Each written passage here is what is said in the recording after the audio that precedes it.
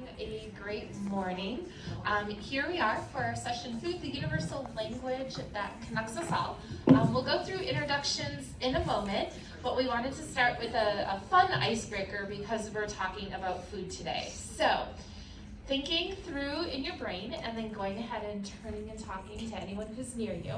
You can talk about quickly what is one food. If you could eat it for the rest of your life, you would. And we're not going to count anything nutritional, right? We don't care about nutritional values. Like if you want to pick cheesecake for the rest of your life, go for it. Or what is one food you hope to never eat again? So go ahead, chat with your friends, and then you're going to get our answers.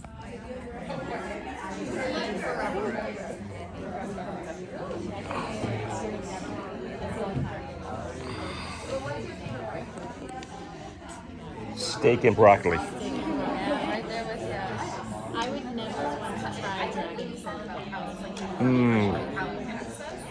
Yuck.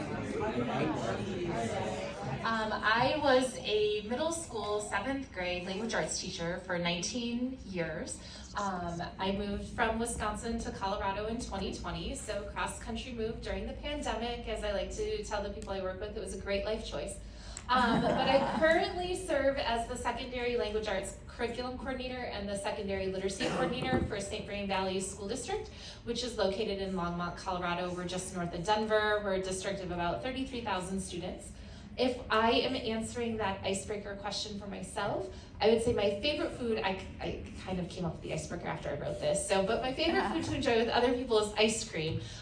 Whenever friends come and visit me in Denver, we are always selfieing with our ice cream. But if we're talking about food that I could enjoy, I am solidly on team candy corn because it is the only kind of corn worth eating. And so that answers my question of what food would I avoid for the rest of my life. It is regular corn. It drives my family crazy. I despise corn on the cobs, like sweet corn, cream corn, all of it. And I was sharing with the group earlier today, last couple holiday seasons ago, my cousin made a dish that contained corn, and I thought it looked like cheesy potatoes. And so I took a big scoop. I was like, cheesy potatoes! And I took a bite of it, and she was sitting next to me, and I just kind of went, and it came out in my napkin. Luckily, my napkin was there. And she's like, what is wrong with you? And I'm like, I don't eat corn. It is so gross. Like, it's texture. I don't like it. And she just looked at me horrified. Like, how could you possibly not like corn? Well, I do like corn. It's just the candy variety. So with that, I am going to pass it off to I'm Lisa Weislick. I wrote Harold the Iceberg Melts Down, and Harold the Iceberg is not a superfood, which comes out in this coming June. A food that I would eat forever. I feel bad because everybody's saying the same thing, but ice cream, but specifically chocolate chip cookie dough ice cream in a waffle cone. I don't know if that's cheating because it's technically two foods, but they're together. They're a unit, so I'm going with it. And I will expose myself as a non-adult here by saying the food that I don't ever want to eat again, which is olives, because olives are gross. Sorry, Lisa Weislick. I wrote Harold the Iceberg Melts Down, and Harold the Iceberg is not a superfood, which comes out in this coming June. A food that I would eat forever. I feel bad because everybody's saying the same thing, but ice cream, but specifically chocolate chip cookie dough ice cream in a waffle cone. I don't know if that's cheating because it's technically two foods, but they're together. They're a unit, so I'm going with it. And I will expose myself as a non-adult here by saying the food that I don't ever want to eat again, which is olives, because olives are gross. Sorry. Hi, I'm Mia Wenjen. I started blogging in 2009 at Pragmatic Mom, and quickly realized that there's just a lot of people didn't know about what great diverse books were out there, so I started focusing on diverse books. And then 2 years later, I think about 2011, I started a nonprofit Multicultural Children's Book Day to also celebrate diverse books and to give them away. And in fact, we are now in our portion where anyone can sign up to get free diverse children's books and YA. Just come up and I'll give you a card in exchange for a short review on social media or Amazon. And it can be anyone, teachers, librarians, parents, readers. So we always need more reviewers. And then today I'm here as an author to talk about Food for the Future, Sustainable Farms Around the World. It was a Junior Library Guild Gold selection, and I got my very first star review ever through School Library Journal. My family would say that in a past life I was a fruit bat because I love fruit and I'll eat any kind of fruit. And I think I eat everything, so I don't think there's much food that I avoid. Hi, I'm Wenjen. I started blogging in 2009 at Pragmatic Mom and quickly realized that there's just a lot of people didn't know about what great diverse books were out there, so I started focusing on diverse books. And then 2 years later, I think about 2011, I started a nonprofit, Multicultural Children's Book Day, to also celebrate diverse books and to give them away. And in fact, we are now in our portion where anyone can sign up to get free diverse children's books and YA. Just come up and I'll give you a card in exchange for a short review on social media or Amazon. And it can be anyone, teachers, librarians, parents, readers. So we always need more reviewers. And then today I'm here as an author to talk about Food for the Future, Sustainable Farms Around the World. It was a Junior Library Guild Gold selection, and I got my very first star review ever through School Library Journal.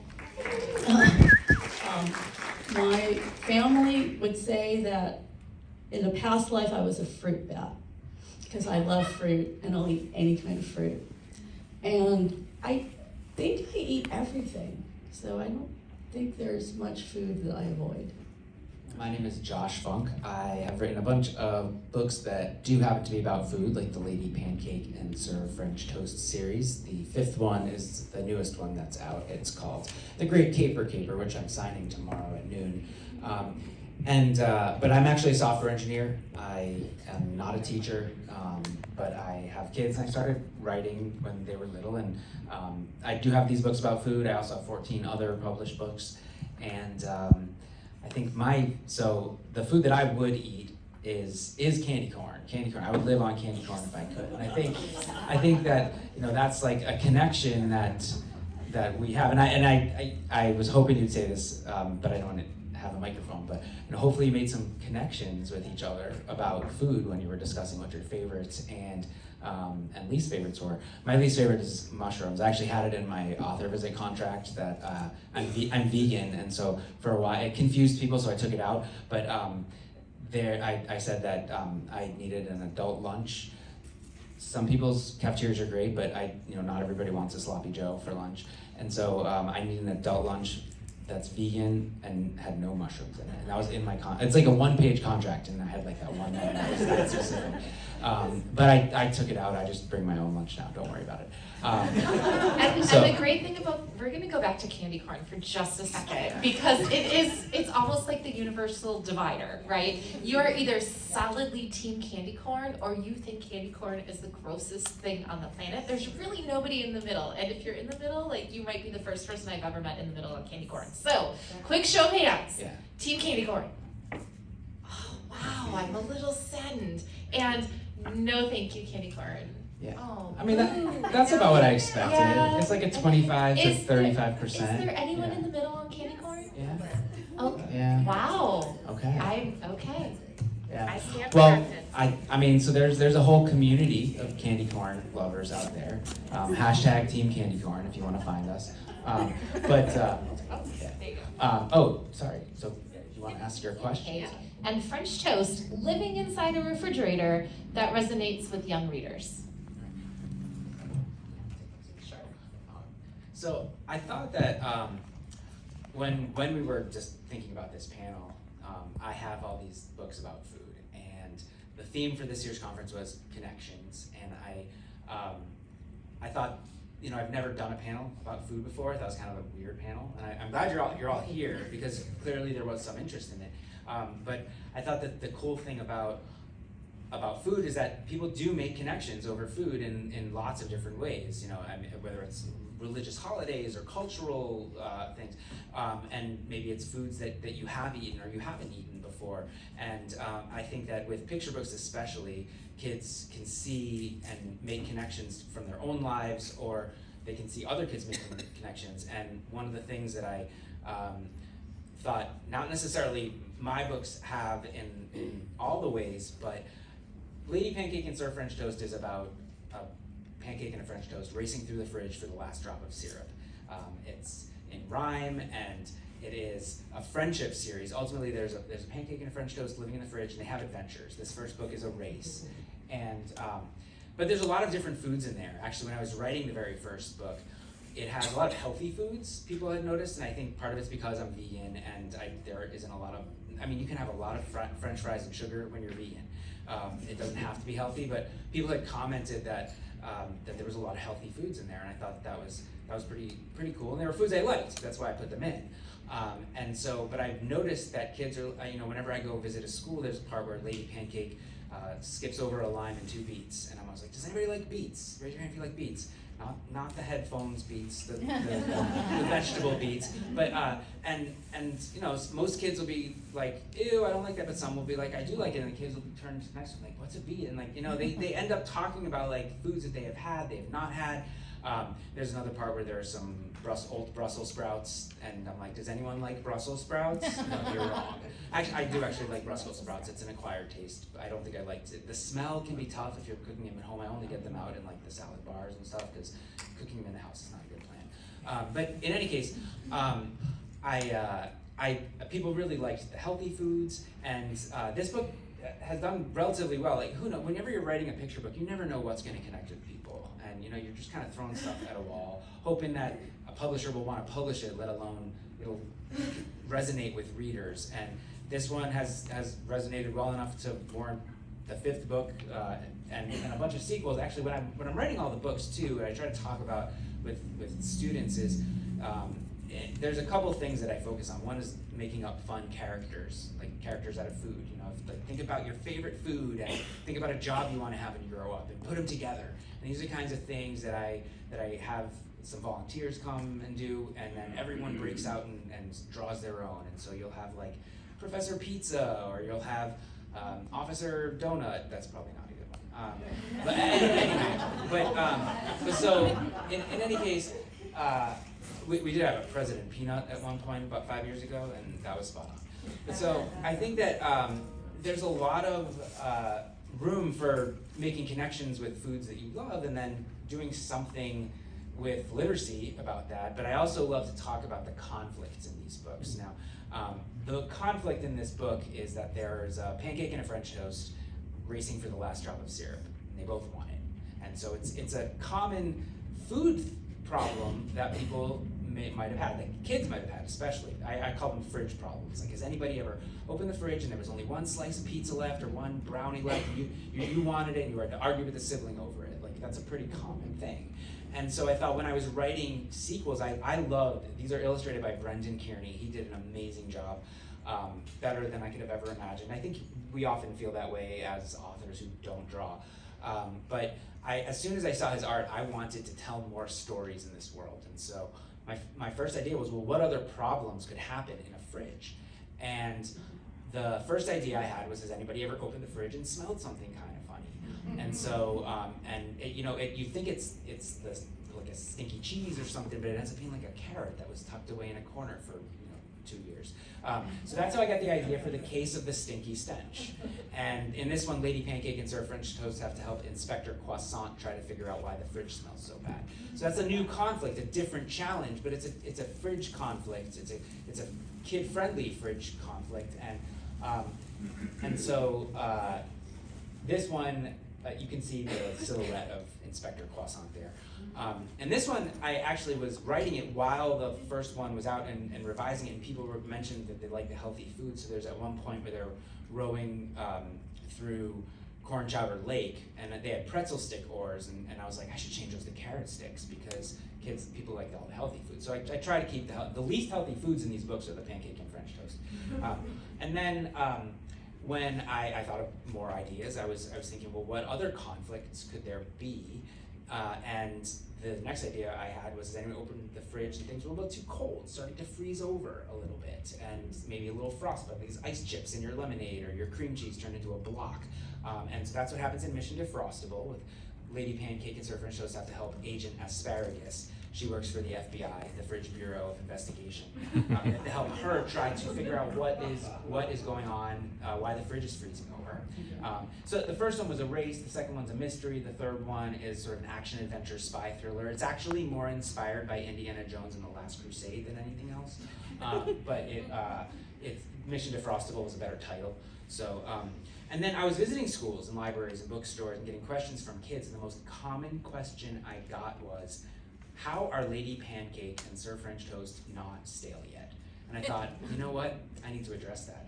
So I wrote, the next fridge problem was, have you ever opened the fridge and you took something out you wanted to eat, you're really excited to eat it, but it's all moldy and spoiled and gross and disgusting. You know, most of the kids raise their hands.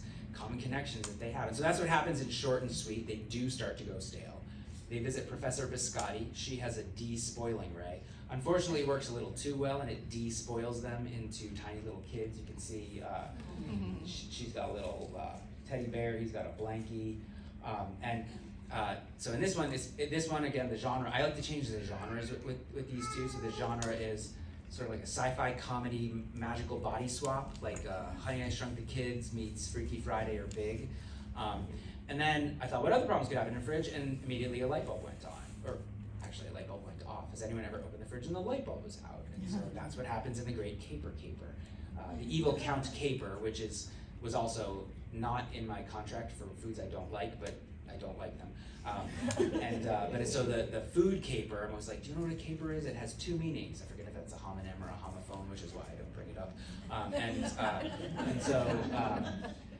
Does anybody actually know though? It's a homophone. Homophone. But isn't it both sometimes? Like sometimes if it's spelled the same, it's also a anyway, whatever. Homograph, there's a whole bunch. But they're spelled the same and mean differently. It's a homophone. Spelled the same but mean different things. But pronounced the same, or spelled the same, okay, I don't want to get into it. This is not this session. Let's do a session next year about it. We'll talk about it. But so the Great Caper Caper, they have to steal the Evil Count the light bulb back from the Evil Count Caper who stole it first. This one is a Las Veggies heist. He owns a hotel in Las Veggies. And so so it's a heist. And then now I can only show this for a second. There will be a sixth one. Cover reveal's happening soon, but it's going to be called Attack of the Scones. That's all you get. My pleasure. I know you're. But that one's an alien invasion sci-fi comedy. But the fridge problem is, have you ever left something in the fridge that didn't belong there? Like that time I left my iced coffee in there with my keys, and I couldn't drive anywhere for the whole weekend. So yeah, and I just wrote the seventh one. What was the fridge? I forget what the fridge problem is in that one. I think it's, have you ever known something was in the fridge? You knew it was there, but you couldn't find it. Like, so again, like all of these are kind of common problems that kids might have. And they're also foods that hopefully you can make connections with each other about. And so that's what I wanted to talk about. And I think, I'll let you ask. So we are going to jump down to the end of the table by Mindy, and we're going to circle back up this way. And our question for Mindy is, can you share examples of Muslim stories or narratives that incorporate the theme of food as a means of cultural representation and storytelling? What a wonderful question. Thank you, Jay. So when you think about food, you usually wouldn't think about Muslim stories or any particular faith group. But when you do think about Muslims, probably the food that comes to mind is Middle Eastern food, right? And so in my debut book, In My Mosque, the reason I wrote this is not to get too serious or tragic, is because of a mosque shooting in New Zealand in 2019. When a white supremacist decided he's going to save humanity by killing Muslims. and he wrote a 45-page manifesto and recorded it as he was doing it. So I thought, okay, there's a lot of misinformation about Islam, about Muslims, about mosques. How do I help in this situation? And I thought, okay, since I'm a picture book writer, I'm gonna write a picture book about mosques around the world and the different types of services and activities that take place there. And trying to dispel the stereotype that all Muslims are Arabs, or all Arabs are Muslim, or Muslims look a certain way, or they speak the same language, eat the same foods, you know, on and on, the many, many stereotypes we've been fed. So in my book, In My Mosque, I highlight not only the diversity of people within this religion, but also diversity of architecture of mosques around the world. So we're taking a trip around the world and seeing different mosques, different people, and the services and activities that take place there. For example, this spread up there is a mosque in Samarkand, Uzbekistan. And this is the first traditionally published book that features this particular country. And I'm especially proud of it because my heritage is from Uzbekistan. My parents are from there. And so here on this spread, we have representation of the types of food that are eaten in this country. So after prayers, we eat samsa, naan, and sweet melon slices.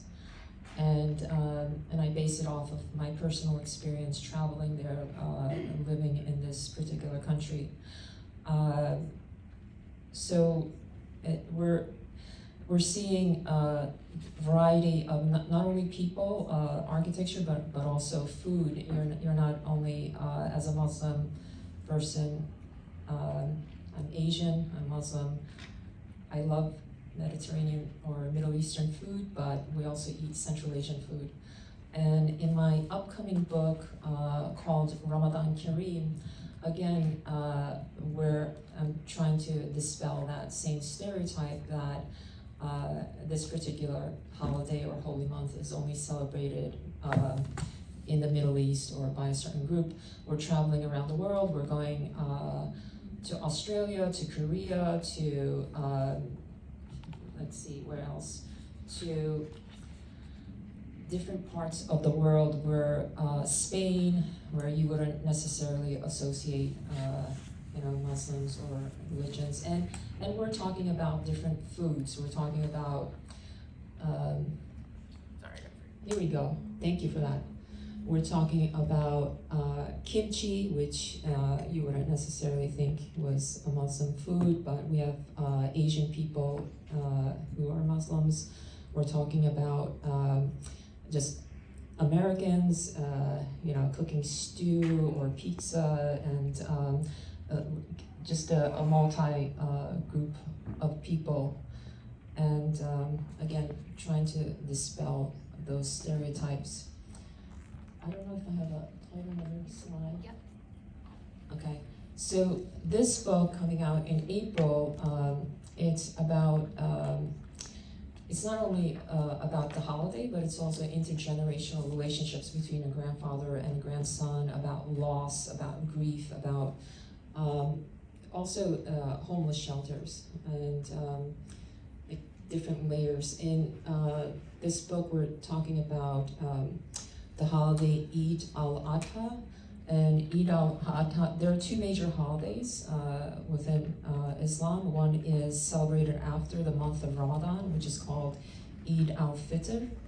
And the second major holiday is Eid al-Adha, which we don't have a lot of picture books about. So during this particular story, it's about a Turkish family. Again, this is the first traditionally published picture book featuring a Turkish family living in America, and they're celebrating this particular holiday. And so in this book, we're featuring different Turkish meals. Even though they live here, they still eating Turkish meals such as baklava and kavurma and börek and köfte and things of that sort. So in and in my other book, in this Ramadan Kareem, again, as we're traveling around the world, we're seeing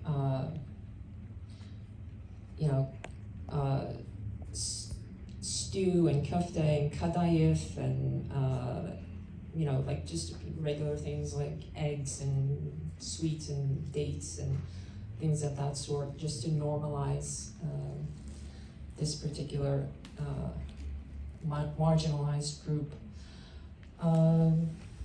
Let's see. Within the Eid al-Fitr holiday, it's called the Festival of Breaking the Fast, and usually sweets are centered during this holiday. So you'll have a lot of like Eid cookies and baklava and maimul, which is a shortbread like cookie filled with dates and nuts and figs and things of that sort. In the second holiday, Eid al-Adha, it's centered more around meat dishes, where we're honoring the Prophet Abraham, which is also included in the Bible and in the Torah, of how he was tested, and as a reward, he was given a ram or a lamb in exchange for passing this test. So this holiday centers around honoring that tradition and sacrificing an animal such as a sheep, goat, cow, or and sharing it. This is a holiday of charity, and sharing this meat with family, friends, and those in need. And this story talks about that aspect of it, about community, about charity, about empathy and compassion. And the reason meat is important during this holiday is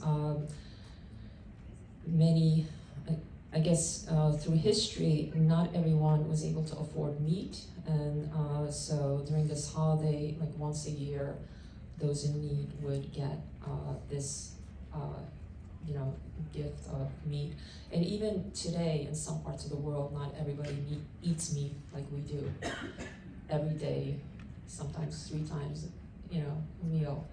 And so we have lots of kebab and curries and pilau and all those things. In One Wish, I'm sorry, am I taking too much? No, you're good. In One Wish, which is a biography about this woman who lived over 1,200 years ago, who established the world's oldest university in Fez, Morocco, which is still operating today as a university in Fez, Morocco. We have, there we go. I'm losing track of the slides. We have this beautiful illustration by Miriam Qureshi with a bazaar full of colorful spices and fruits, and then mint tea, Moroccan mint tea. But we also have a spread about the lack of food. For example, during Ramadan, we fast from just before sunrise to sunset. And so that's also, hunger and thirst is also a universal experience. We're lucky that most of us don't experience that, but lack of food and water is also a universal experience. So in this picture book, we talk about how Fatma al-Fihri fasted for 2 years. So fasting meaning from sunrise to sunset, she fasted for 2 years until her school, her university was complete, was built.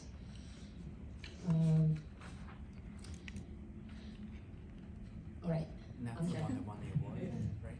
Yeah, and this is the one that won the Orbis Pictus Recommended Book Award 2023. Right.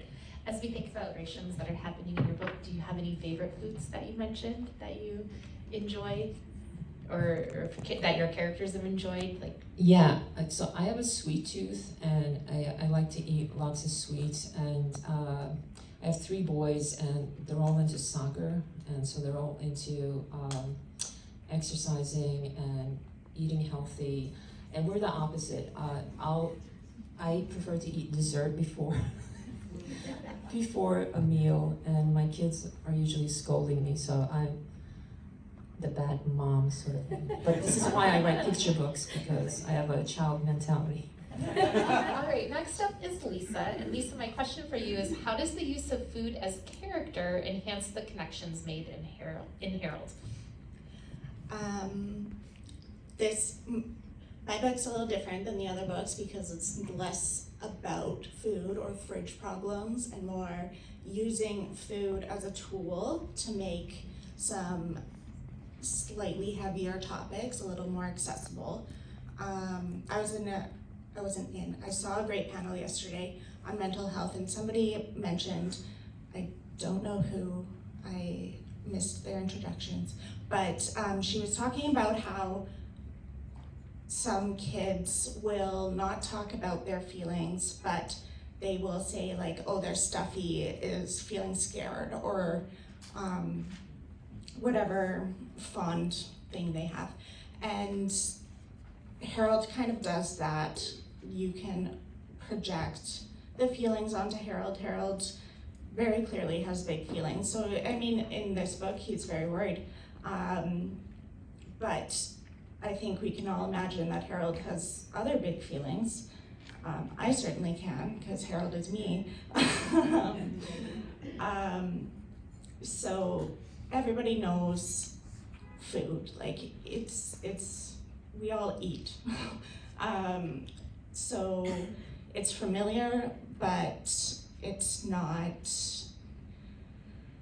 I feel like with a human, it would make it a little bit more serious. Like if we're talking about anxiety and feelings, and with using food as characters, it's silly. It's like, oh yeah, what does this feeling mean for a head of lettuce? Like, you can have fun with it and still develop skills that will help you with your feelings. And the kids can remember, like, oh, Harold dealt with his feelings by blowing bubbles or counting to 10 or whatever. And they can be like, oh, I'll try that because it's funny, and then develop a skill. And the next one, this is Harold, the iceberg is not a superfood. Harold deals with feelings of not being enough or not being able to do the things that he wants to do to impact his community. And they're very real feelings because, like, I mean, we all have restrictions, and as much as we'd love to do these great big things, maybe for whatever reason we can't, especially as kids, like it's very limited. So Harold learns the ways that he helps his community and to appreciate himself as he is while he's working towards other goals. So again, you can see how he's spiraling by the spiral. Thanks, Rebecca.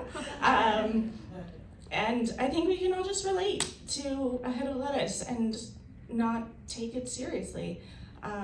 There's also back matter in both of these books of very actionable steps for kids. I made sure that they were kid-friendly, again, so that kids could feel like they were making a difference without it being another, like, oh, that's a great idea, but I'm an 8-year-old. Like, so,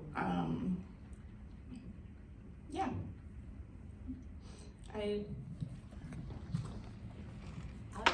And then Mia, Mia, how does your book about different types of farms all over the world allow students to make meaningful connections? Thank you for that question. I think I came to this from a multicultural perspective because I'm personally half Japanese and half Chinese, and I'm married to a Korean who's right here, wave your hand, filming for me. And the illustrator, Robert Sehang, he is half Mexican and half Thai, but he lives in London. And I found out later, when we started the book, that his family actually had a mushroom farm in Mexico. So I was like, of course we need a mushroom farm in Mexico in the book. But the story behind the story is, it started off with a rejected manuscript. So I had a manuscript about good luck symbols around the world, and I had a meeting with an editor who said, I really liked it, but sales and marketing said no. So let's just think of other ideas, because I liked your 2-line rhyming couplet format with and matter in the back. And I knew that this publisher cared about sustainability, and so I threw out there, sustainable farms. And as I said it, I was like, okay, can I actually write this book, So I had a few farms that flashed in my head, and I was like, okay, I have 3, I have something to start with. So the first one was an oyster farm, and I made the connection through food through my son. So our son, who I think he was 14 at the time, his favorite food in the world is seafood, any kind of seafood. Raw oysters on the half shell, that's what we got him for his birthday, okay? That's how much he likes raw seafood. So we're at the restaurant, and I see they have a sign, oyster farm tours available. I was like, perfect, part of his educational birthday present. So it takes us 2 years because it's completely booked up the first year. So we go on this oyster farm in Duxbury, Massachusetts, and it's incredible. They show us how the oysters spawn and how they grow it in all these different mediums, and then it goes into the estuaries, and then it goes into the ocean, and then we go out in a boat. They teach us how to shuck. We can eat as many oysters as we want.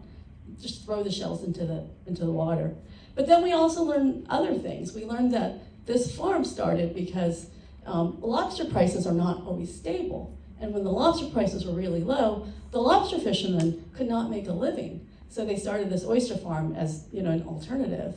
And I also learned that oysters actually clean the ocean. They process it, and they make the oceans cleaner. And so seafood was one way. Raw oysters, this is how I came into the book.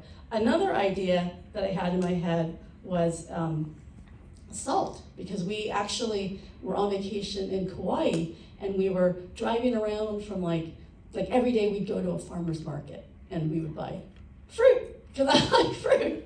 And I saw this incredible, it was this kind of this dusty red earth, and then the sparkling white, salt, and I was like, what is that?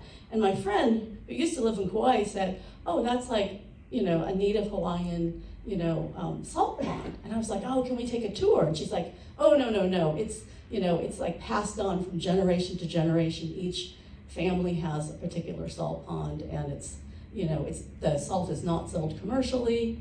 But then when she found out I was gonna include it in the book, she said, my neighbor is native Hawaiian and gifted me this bag of salt, and so I'll give some to you. And so I used the salt for my book unboxing, because in native Hawaiian culture, not only do they use the food for seasoning and preservation, but it's also like a spiritual thing to bless, like a new outrigger canoe or a new home. And actually the salt itself has a tiny bit of earth in it, that red clay earth, but it's from a special secret place in the mountains.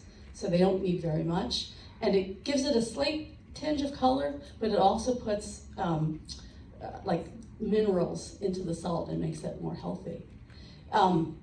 Another farm that came to mind was my own Japanese heritage.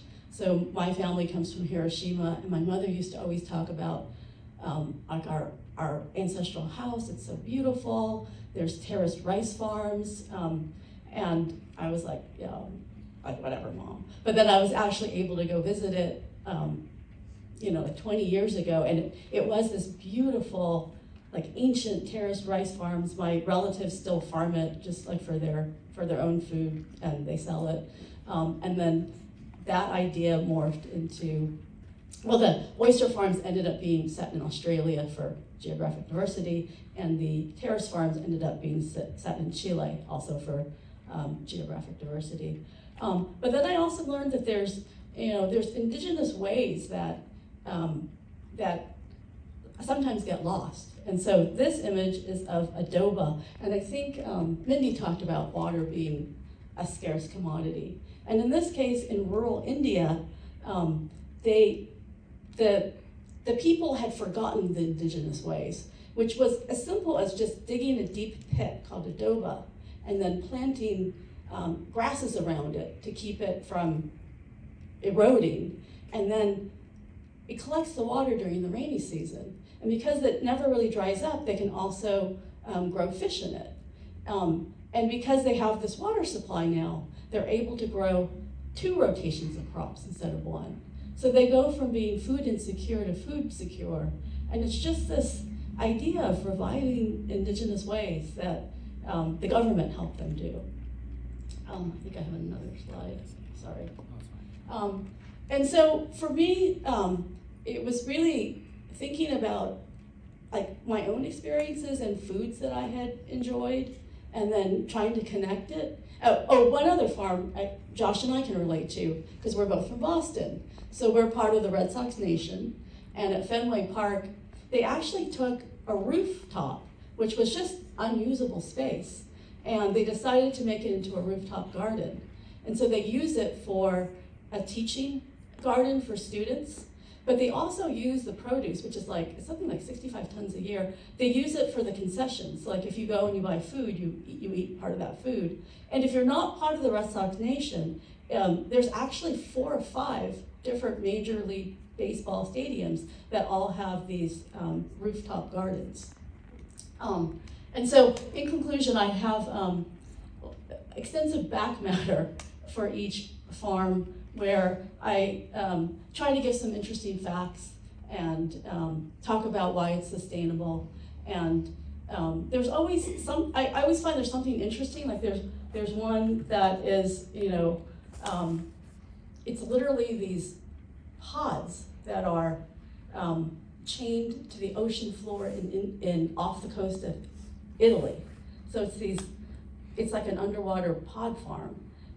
And they use the seawater, and they filter it into fresh water, and they grow strawberries and herbs. And it isn't like commercially that viable, although it makes everything more intense. So it's like the basil is like 10 times more basil-y. But it's actually like a prototype, because if we were to live on another planet or in an ecosystem that really is not hospitable for growing, like this could be the food for the future.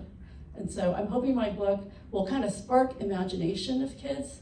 When they think of farms, they might think of rows of crops and like farm animals and tractors. And I'm hoping this book makes them think these are farms that don't resemble that at all. And opens the door to like, not just STEM innovations, but also going back into the past and looking at indigenous wise ways that are used even today, that also are key to food sustainability for all of us all over the world. So, thank you. If you have been waiting for additional book suggestions, you might want cameras out for the next couple of slides. We're going to share with you just a few of the read-alike suggestions as we think about food and connections, and potentially additional resources to bring into the classroom to help support that with your students. They are all picture books, and then there are a few on different slides that we're going to chime in on and point out as we were thinking about different ideas around food and how we can bring in those connections into the classroom. So this is the first slide. We have just kind of taken all of the ones that we sort of know and have heard about and maybe have read and added to the slides. The one I would like to talk about really quickly is fry bread. Fry bread is written by Kevin Noble Malliard. I think I'm saying his last name correctly. I hope I am, because it's important.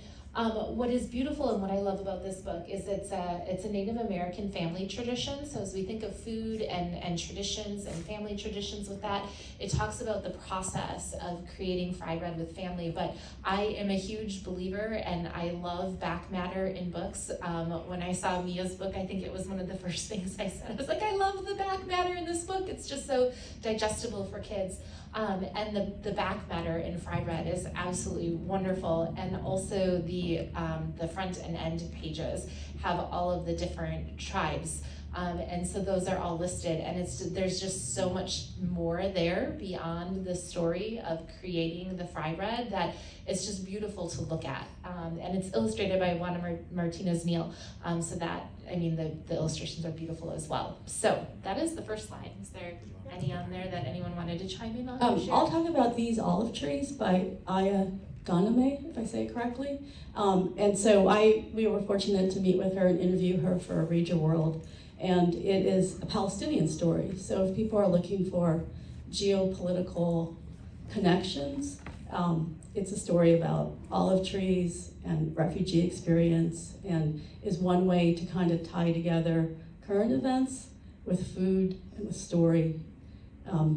You know, during these difficult times, picture books often have a way to let everyone in to understand what's going on. Slide number 2. Here you go.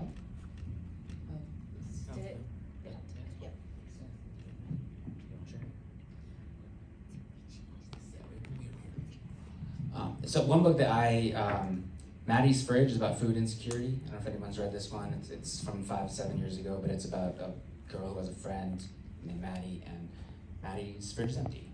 And so a lot of times kids don't necessarily let you know. You as a teacher might know who's bringing very small lunches or not bringing lunches at all.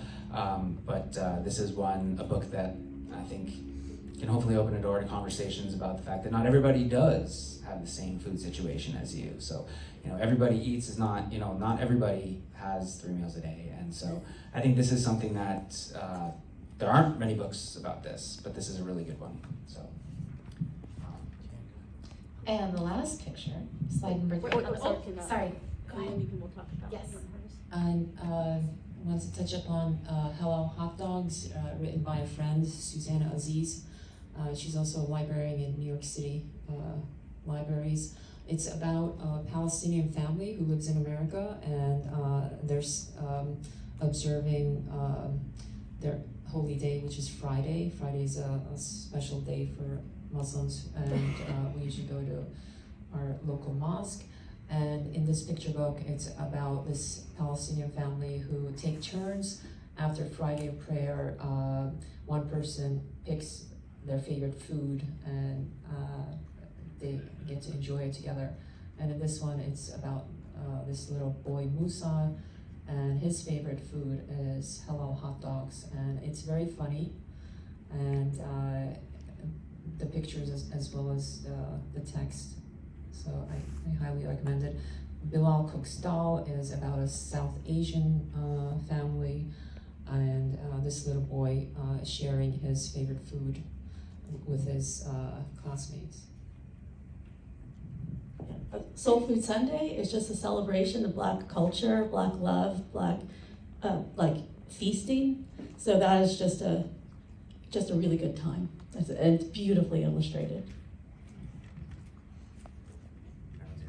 Oh, so I'll just talk about Food for Hope, because we're kind of coming into the holiday season. And this is a nonfiction picture book biography about the first person who created a food bank, who was food insecure himself when he was younger, and that inspired and became the Greater Food Bank of Boston. Yeah, Meet the Matzah, it's a series, there's a handful of them, and they're pretty funny. It's actually kind of like fractured religion. You don't really get too much fractured stories like that, but they essentially sort of skewer, pun intended. There's a bunch of times I wanted to say pun intended, and I didn't have the mic. You said something, you said digestible. So Meet the Matzah, they basically retell the Passover story completely wrong. And I think it started with Meet the Latkes, but it's like they retell the Hanukkah story, and like the grandpa what is the Hanukkah food? I don't remember. But so, Laka, the Laka, need more coffee. But the grandpa Laka tries to tell the story, and the grandkids are like, no, that's not what happened. They didn't do this. And they're super funny, and so it just happens to be anthropomorphic food. So I was like that.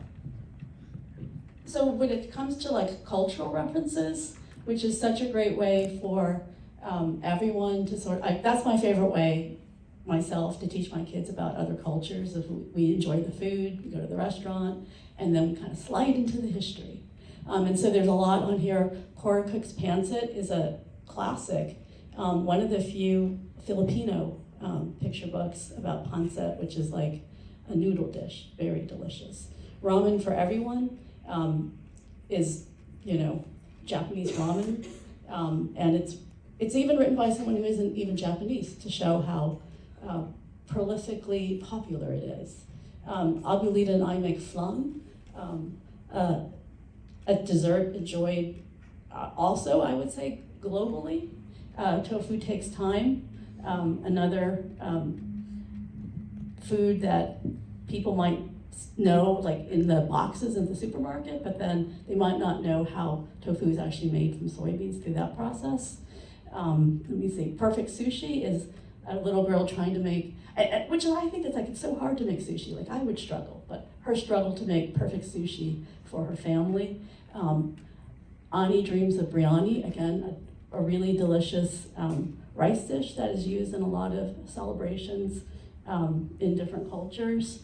Dumplings for Lily, I think dumplings also is well known, and I feel like almost every culture has a kind of dumpling.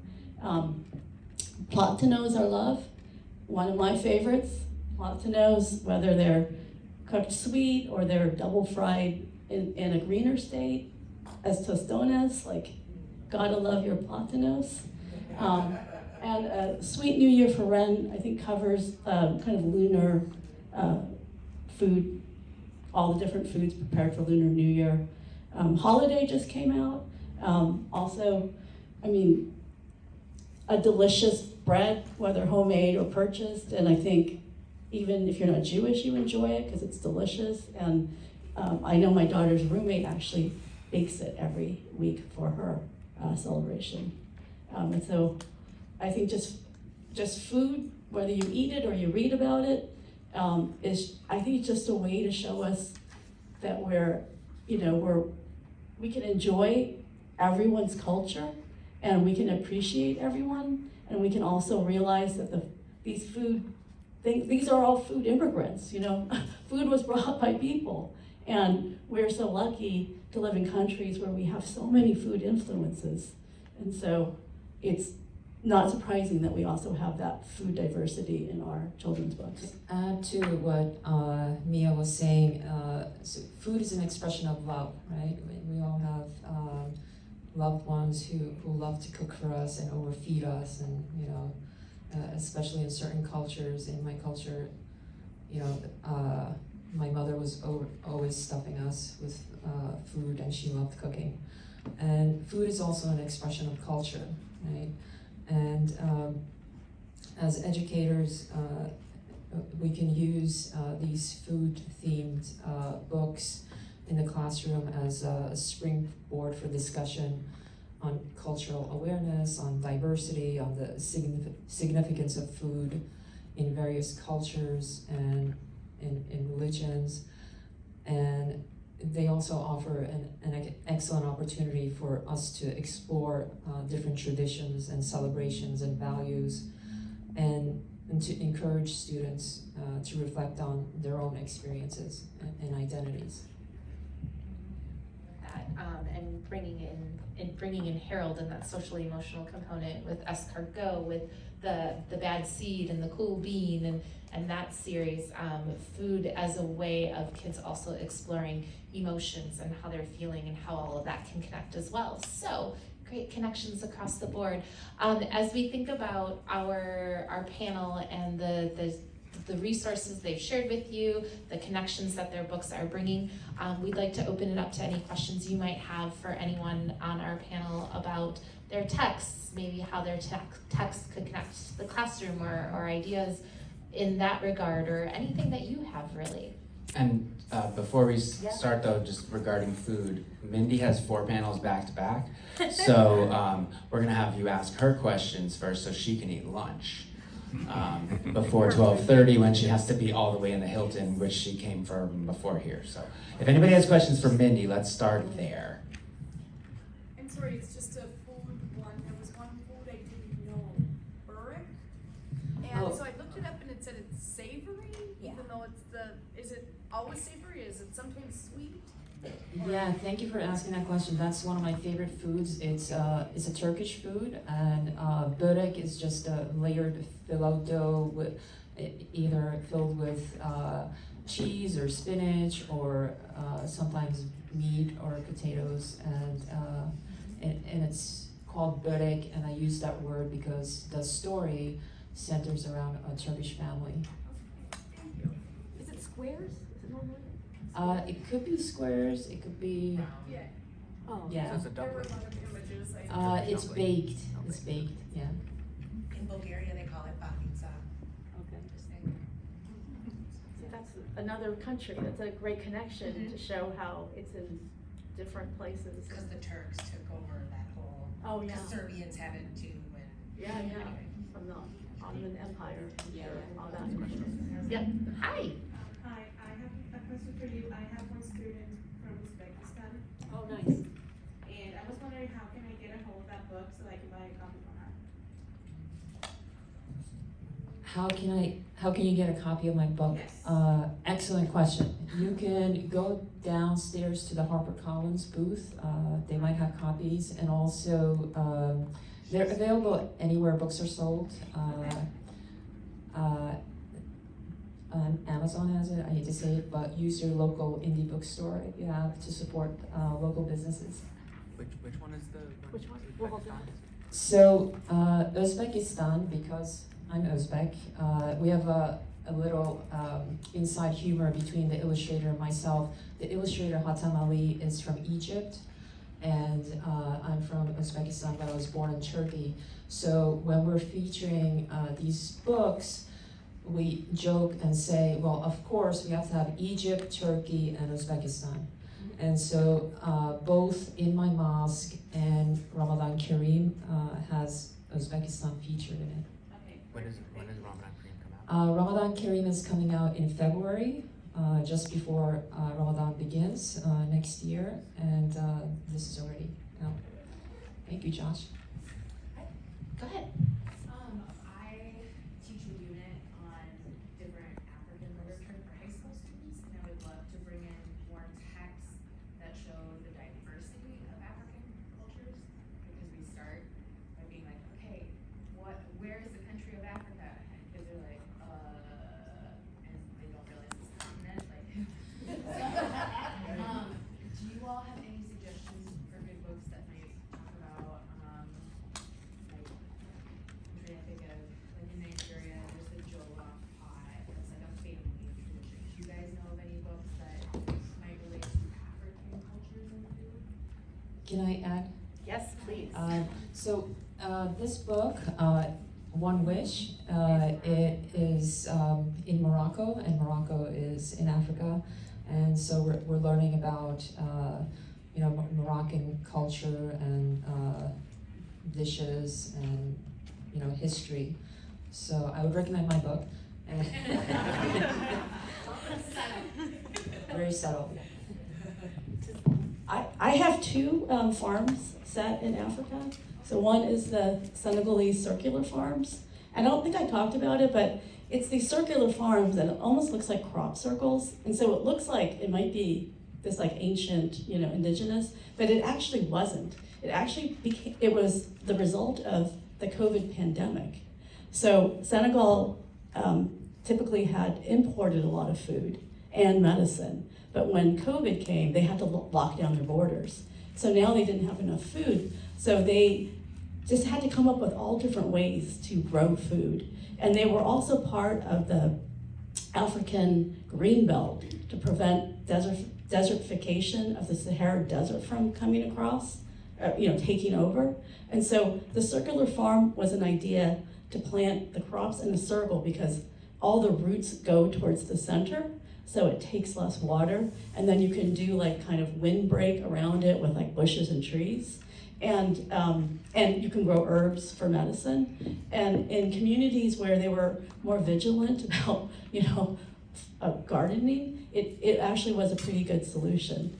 I also have food forests that's set in Kenya. And a food forest literally is my jam. Like if I ever have an acre of land, I am totally gonna make a food forest. And what it is, it resembles the edge of a forest, but so it looks wild, but it's deliberately planted. So like the lower layer, everything's edible, whatever on the ground. And then the middle layer of bushes, it's all like, berries and edible leaves. And then you have trees, everything's edible. And the whole thing is just a self-sustaining ecosystem. So you don't have to mulch because you just like let everything, do what it does. You don't have to water. You might dig trenches like to make sure the water goes to all the places. And I have it set on a rooftop in my book, but you can do a food forest anywhere. Any other questions for our panel? Jacqueline Woodson said today, once you let your story out, you can't control what other people do with it. And I was wondering, what are some of the repercussions of the books that you've let out in the world? What have you heard from kids, adults, teachers, what they've done with it, and both the positive and the negative? I'm not sure I have negative, really, but maybe I'm fortunate about that. But I do have, not about my food book specifically. I mean, people like the healthy foods and whatever. But I have a book about two books. One is called Dear Dragon, and the newest one is called Dear Unicorn, which I'm signing today at 5 at the Penguin booth. But the book Dear Unicorn is about a boy and a dragon who are pen pals, and they are writing letters to each other, but they don't realize they're writing to different species. And so there's misunderstandings, like the boy will say, oh, I'm dressing as a knight for Halloween, and the dragon will think that's scary because it's a knight. And then the knight says, oh, my father won our local fire breathing contest, and he thinks it's a circus performer, the human does, but the dragon doesn't. And I just thought it was funny. But then when the first educators started seeing it, they said things like, I love how that these two characters become friends through writing letters, and they have completely different backgrounds. One's a dragon, one's a human, and they don't even know that. And I was like, oh yeah, I guess that's true. They do. And then more educators started seeing, they said, I love that we can talk about making assumptions about someone's character based on their words or based on something they said they've done. But, and like, because the boy's imagining a boy and the dragon's imagining a dragon. And I'm thinking like, oh yeah, I guess you can do that. And so these are like teaching things that like I never intended. It always makes me think about how like when you teach Hatchet, author never intended you to dive as deep in as you do. But so there's a lot of things like that people see in the books that I've written, like that I'm like, I just thought it would be funny, but they're like, wow, I love that you can compare these two things. And I'm like, yeah, you're right. That's cool. That's awesome. Like if I tried to write that, maybe I would have come out as didactic or forced, but because it wasn't really my intention, it was just sort of the side effect of it. As far as negative, I mean, you could just go to Kirkus and search my books. You'll find lots of negative things. I don't actually recommend that. I hope none of you work for Kirkus. And if you do, shame on you. Harold, this isn't, I don't know, it's kind of related. When I started writing Harold, it was not a mental health book, it was not a global warming book. I just thought it would be really funny if something that wouldn't melt would be scared of melting. And turns out people want your books to like make a little bit of sense. So various people told me I just can't have a vegetable shrieking about melting for 32 pages. So it developed through other people into a book that supports mental health and global warming learning. So people have kind of taken that and run with it. And it's kind of awkward sometimes because I sit here and I tell you about my book, and there's a lot of assumptions that I've done something special and it was just an accident. And so people have taken this crazy little character that I made and made him into something special and different. He is special. Yeah, my hero. It's a book fair story. So I had written a book for Scholastic, Asian Pacific American Heroes. And then when our daughter when she was in high school, she said, there are no Asian American female athletes. And I was like, wait, what? No, that's crazy. So I wrote it, and I tried to sell it to Scholastic, and they weren't interested. So I ended up self-publishing it as a Kickstarter book. And then 3 years later, finally, Scholastic said, we'll buy reprint rights just for the book fair and the flyers. And we were like, woohoo, finally in. And so that was in January. And they said in the contract, the book will be printed in June, which I thought it's kind of a strange time because, like schools are out. And then in October, I was like, oh, can I buy some of these books? And they said, oh yeah, no, we didn't print them yet. So when the whole controversy came out about the, diverse box, and now, it's probably not the biggest box, but clearly they were thinking then, and, there was no room even in that box for my book. So I'm hoping that they will print it and put it into the book fairs and the flyers, but, who knows? It's about jollof or jollof, I don't know how to say it. The rice that is common in many Central African countries, and apparently there are many books about that. So Jollof, if you all want to look, including J is for jollof and African alphabet. Oh, excellent, yeah. Well, thank you for staying with us until the end of our session. If you want the opportunity to connect with any of our authors, they have kindly shared their websites, their socials. Feel free to reach out. Also, both Josh and Mindy have signings remaining, and so that information is up there, both Dear Unicorn and then the newest Lady Pancake and Serve French Toast, The Great Caper. And then you can see Mindy at her times, 2 sessions, and at the Children's Book Award luncheon. Yeah. And we're hanging out here too. Mia has those cards if you want to grab one for reviewing books. And if you have any other questions you want to ask or around, just say hi. So thank you. Yes, thank you.